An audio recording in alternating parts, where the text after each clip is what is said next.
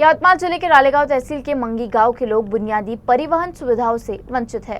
गांव वासियों ने रालेगांव बस डिपो प्रमुख को निवेदन देकर रालेगांव से मंगी तक एसटी बस सेवा शुरू करने की मांग की। ग्रामीणों का कहना है कि शिक्षा, स्वास्थ्य और रोजमर्रा की जरूरतों के लिए उन्हें भारी परेशानियों का सामना करना पड़ता है।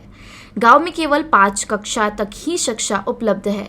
आगे की पढ़ाई के लिए छात्रों को रालेगांव, वड़की या खैरी जाना पड़ता है, लेकिन बस सेवा नहीं होने के चलते कई बच्चों को पढ़ाई अधूरी छोड़नी पड़ती है।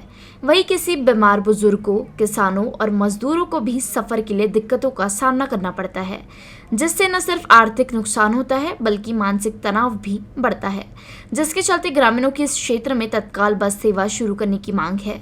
इस निवेदन सौंपने के दौरान शाला समिति अध्यक्ष पंढरी रोगे, सामाजिक कार्यकर्ता समेत कई अन्य नागरिक उपस्थित थे।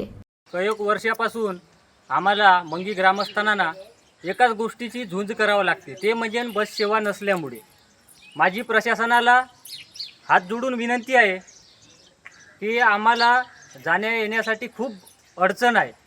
आम्ही एक कास्तकार आम्हाला पालेभाज्या असो व इतर कुठं जायचं असेल तर आम्हाला जाण्यासाठी वाहन उपलब्ध नाही। प्रायव्हेट गाड्यानं जातो म्हणलं तर त्या गाड्यानं आम्ही पुरू शकत नाही, कारण त्याचा खर्च खूप मोठा आहे। तर माझी प्रशासनाला नम्र विनंती आहे की तुम्ही या गोष्टीकडे खूप जोरात लक्ष द्यावं आणि आमच्या मंगी, आष्टुना आणि खैरी, राडेगाव ह्या मार्गाले बस लावावं इतकीच विनंती करतो। आमच्या गावामध्ये 5वी पर्यंत शाळा होती। आता शिक्षणासाठी 6वी साठी दुसऱ्या गावामध्ये जावे लागते। याच्यासाठी आमच्या गावामध्ये बसची योजना करावी अशी मी विनंती करते। आमच्या गावामध्ये अजिबात प्रवासाला सोय नाही।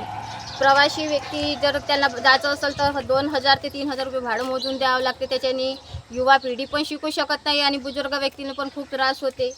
त्याच्यामुळे आम्हाला बसची प्रॉब्लेम आहे, म्हणून बस चालू व्हावी अशीच आमची विनंती आहे।